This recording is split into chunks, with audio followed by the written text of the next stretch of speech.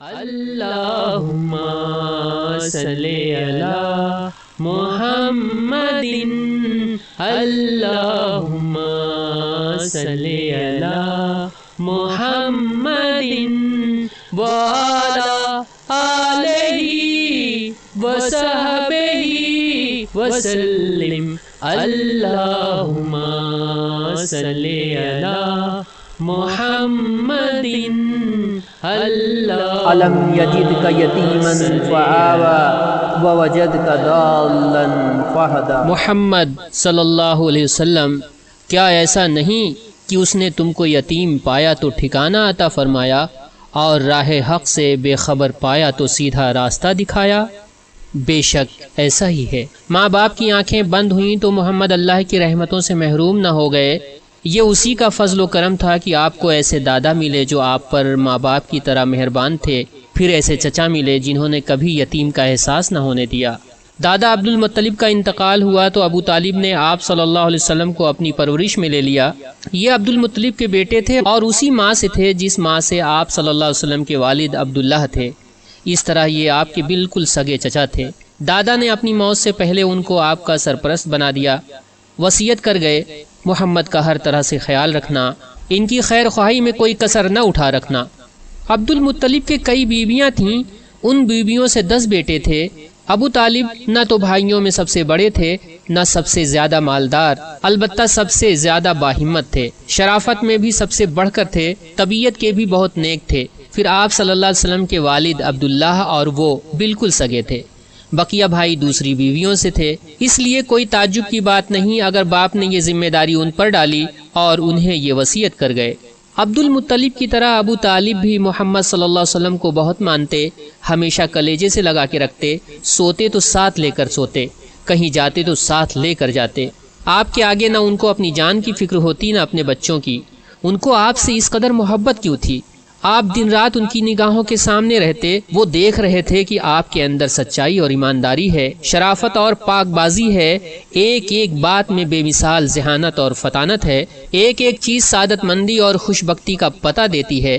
چچا کی سرپرستی میں 4 سال گزر گئے، جسم پروان چڑھتا رہا، عقل کا دائرہ وسیع ہوتا رہا اور فطری صلاحیتیں ابھرتی رہیں۔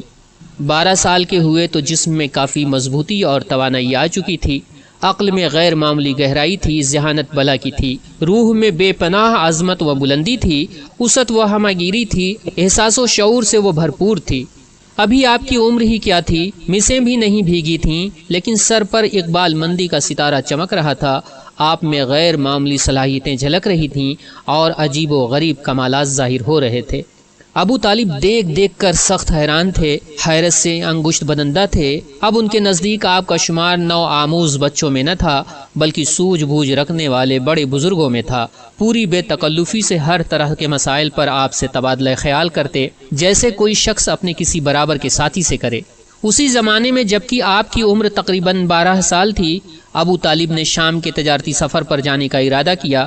سفر دور دراز کا تھا اور راستہ دشوار، اس لیے آپ کو ساتھ لے جانے کا خیال نہ تھا، لیکن وہ چلنے لگے تو آپ لپٹ گئے۔ ابو طالب نے سوچا سفر دشوار ہے مگر بھتیجا ہوشیار ہے، یہ سوچ کر بخوشی ساتھ لے جانے پر تیار ہو گئے۔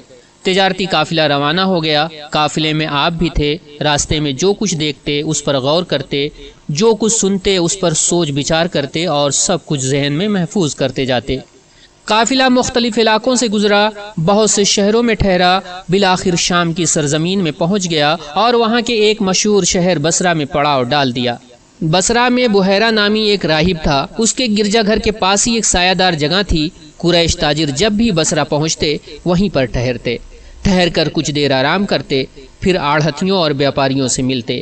یہ قافلہ بھی اسی جگہ آ کر ٹھہرا اور ہر شخص اپنے اپنے کام میں مصروف ہو گیا۔ کوئی زیادہ تھکا ہوا تھا، وہ آرام کرنے لگا، کوئی بھوک سے بے تاب تھا تو وہ دسترخوان پھیلا کر بیٹھ گیا، کوئی اپنا تجارتی سامان ٹھیک کرنے لگا کہ جلدی سے اسے ٹھکانے لگائے۔ اور ابھی کوئی بہت زیادہ دیر نہیں ہوئی تھی، لوگ اسی طرح اپنے اپنے کاموں میں لگے ہوئے تھے کہ ایک قاصد آیا اور بولا، آپ لوگ بحیرہ کے ہاں تشریف لے چلیں، انہوں نے آپ سب لوگوں کو یاد کیا ہے، کھانا بھی آپ لوگوں کو وہیں کھانا ہے، سب کچھ انتظام ہو چکا ہے۔ لوگ حیرت سے ایک دوسرے کا منہ تکنے لگے۔ نگاہیں گویا ایک دوسرے سے پوچھ رہی تھیں، وہ یہاں کئی بار آئے تھے، ٹھہرے اور چلے گئے، لیکن بحیرہ نے کبھی نہیں پوچھا آج وہ کیوں اتنا مہربان ہو گیا۔ بہرحال کرتے کیا، انکار کرنے کی تو کوئی وجہ ہی تھی نہیں۔ دعوت قبول کر لی، تمام لوگ قاصد کی رہنمائی میں روانہ ہو گئے۔ ہاں، صرف محمد رہ گئے، آپ نہیں گئے، اس لیے کہ ابھی بچے تھے۔ بحیرہ نے سب کا بہت ہی پرتپاق خیر مقدم کیا، بولا، بھائیو، میں چاہتا ہوں آج تم سب میرے ساتھ کھانا کھاؤ، تمہارا کوئی بھی فرد کھانے سے نہ رہ جائے۔ اہل قافلہ بولے، ہم سب آ گئے ہیں، ہاں ایک چھوٹا بچہ بھی ساتھ تھا، اس کو وہیں چھوڑ آئے ہیں۔ بحیرہ، نہیں نہیں، بچہ ہے تو کیا ہوا، اس کو بھی لاؤ، وہ بھی یہیں کھانا کھائے گا۔ ان کی حیرانی اور بڑھ گئی کہ ایک تو خلاف معمول دعوت کی، پھر یہ بھی اصرار کی کوئی رہ نہ جائے۔ بحیرہ، کیا بات ہے، آج آپ نے ہماری دعوت کی ہے، اس سے پہلے تو کبھی کرتے نہ تھے۔ انہوں نے بڑے تعجب سے سوال کیا، آپ لوگ دور کے مسافر ہیں، ہمارے پڑوس میں آ کر ٹھہرے ہیں، ہم پر آپ کا حق ہے، ہمیں اس کا خیال کرنا چاہیے۔ میں نے چاہا آپ لوگوں کی کچھ خاطر ہو جائے، اور کیا بات ہو سکتی ہے۔ بحیرہ نے ٹالنے کی کوشش کی، بخدا کوئی بات ہے ضرور، محض اتنی بات تو ہو نہیں سکتی۔ اہل قافلہ کی الجھن بدستور قائم رہی۔ قاصد ابو طالب کے ڈیرے پر گیا، محمد کو ساتھ لے کر آیا۔ بحیرہ اور تمام اہل قافلہ بیٹھے آپ کا انتظار کر رہے تھے۔ بحیرہ کی نظریں محمد پر پڑیں تو جم کر رہ گئیں، وہ ٹکٹکی لگائے آپ کو دیکھتا ہی رہا۔ سب نے کھانا کھایا، کھانا کھا کر وہ ادھر ادھر پھیل گئے، کوئی تو چہل قدمی کر رہا تھا، کوئی گھوم پھر کر بحیرہ کا گرجا گھر دیکھ رہا تھا۔ ایسے میں بحیرہ آپ کے پاس آیا اور بولا، بیٹے، تمہیں لات اور عزا کی قسم، جو کچھ پوچھوں صحیح صحیح بتا دینا۔ لات و عزا کی قسم نہ دیجیے، محمد نے فوراً لقمہ دیا۔ اچھا، خدا کی قسم، جو کچھ پوچھوں سب بتلا دینا، کچھ چھپانا مت۔ بحیرہ نے دوبارہ التجا کیا۔ پوچھئے، کیا پوچھتے ہیں؟ محمد نے اس کی درخواست منظور کر لی۔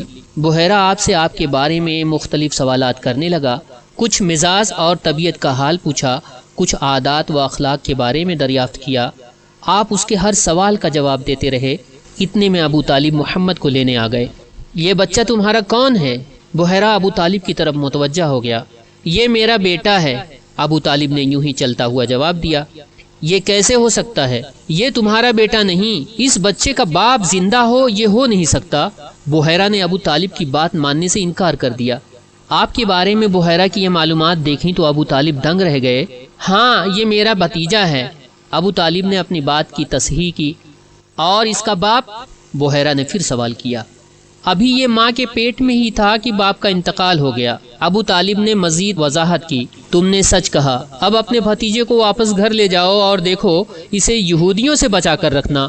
خدا کی قسم، اگر انہوں نے دیکھ لیا، اور جس حد تک میں نے اسے پہچان لیا ہے انہوں نے پہچان لیا، تو اس کی جان کے پیچھے پڑ جائیں گے۔ تمہارا یہ بھتیجا کتنا عظیم انسان ہوگا، اس کا تم تصور نہیں کر سکتے۔ بس یہ سمجھ لو، یہ وہ ہیرا ہے جس جیسا ہیرا کوئی پیدا نہیں ہوا۔ بحیرہ ایک ہی سانس میں یہ ساری باتیں کہہ گیا، بالکل ایسے لگ رہا تھا جیسے وہ بائبل کا کوئی صفحہ سنا رہا ہو، یا محمد کی پیشانی پر لکھا ہوا کوئی نوشتہ تقدیر پڑھ رہا ہو۔ پھر وہ واپس ہو گیا، چہرہ خوشی اور اطمینان سے چمک رہا تھا، اور زیر لب یہ کہتا جا رہا تھا، میرا اندازہ بالکل صحیح نکلا، میرا اندازہ بالکل صحیح نکلا۔ ابو طالب محمد کو لے کر مکہ واپس آ گئے۔ بحیرہ نے جو کچھ کہا تھا وہ سب دماغ میں گونج رہا تھا۔ محمد کے بارے میں جو پیشن گوئی کی تھی وہ ذہن میں گردش کر رہی تھی۔ محمد کے لیے اپنے ملک سے باہر نکلنے کا یہ پہلا اتفاق تھا۔ واپس ہوئے تو اس طویل سفر کے دوران آپ نے جو کچھ دیکھا تھا ذہن میں تازہ کرتے رہے، لوگوں سے جو کچھ سنا تھا اس پر غور کرتے رہے۔ آپ نے بڑے بڑے ریگستان اور اونچے اونچے پہاڑ دیکھے تھے، ہرے بھرے چمنستان اور پھلوں سے لدے ہوئے باغ دیکھے تھے، طرح طرح کے نشیب و فراز طے کیے تھے، مختلف شہروں اور بستیوں سے گزرے تھے۔ ان سے متعلق لوگوں میں جو گفتگویں ہوئی تھیں، ماضی اور حال کے بارے میں جو باتیں ہوئی تھیں، سب آپ نے توجہ سے سنی تھیں۔ آپ کو ایسے لوگ بھی دکھائی دیے جو انہی چیزوں کو پوچھتے تھے جن کو آپ کی قوم پوچھتی تھی۔ ایسے لوگ بھی نظر آئے جو آسمانی کتابوں کے احکام پر عمل پیرا تھے۔ یہ بھی سننے میں آیا کہ کچھ لوگ آتش پرستی میں مگن ہیں۔ ایسے بھی لوگ ہیں جو پتھر کی مورتیوں کے حضور عبادت کی رسم ادا کرتے ہیں اور بندگی کے سارے آداب بجا لاتے ہیں۔ کچھ لوگ ہیں جنہوں نے اپنی نکیل یہودی علماء کے ہاتھوں میں دے رکھی ہے، جو کتاب الہی کی منمانی تعویلیں کرتے ہیں اور اپنے جی سے شریعت بناتے ہیں۔ کچھ لوگ ہیں جو عیسائی پادریوں کے اشاروں پر چلتے ہیں، جنہوں نے غیب دانی کا ڈھونگ رچا رکھا ہے۔ اس اندھیارے میں، ہاں اس گھٹا ٹوپ اندھیارے میں، محمد ایک ایک چیز کا جائزہ لیتے، غور و فکر کرتے، فکر و خیالات کا سلسلہ بن جاتا اور دیر تک اسی عالم میں غرق رہتے، رہ رہ کر سوچتے کس کی راہ ٹھیک ہے اور کس کی غلط، کون حق پر ہے اور کون باطل پر، حق کہاں ہے اور وہ ہے کیا۔ کم سن مگر دیدہ ور اور روشن ضمیر محمد صلی اللہ علیہ وسلم کو فکر تھی کسی طرح حق مل جائے، اس کی حقیقت کھل جائے، تاریکی کا پردہ چاک ہو جائے اور روشنی نظر آ جائے۔ دوستو اگر ویڈیو آپ کو پسند آتا ہے تو آپ اسے لائک کریں، شیئر کریں، کمنٹس کریں، اور اگر ابھی تک آپ نے ہمارا چینل سبسکرائب نہیں کیا ہے تو اسے سبسکرائب کریں۔ سیرت النبی کا یہ سلسلہ ابھی جاری ہے، اس لیے سبسکرائب کر کے بیل آئیکن ضرور دبا دیں تاکہ آنے والی اس کڑی کے ویڈیو کا نوٹیفیکیشن آپ کو ملتی رہے۔ شکریہ۔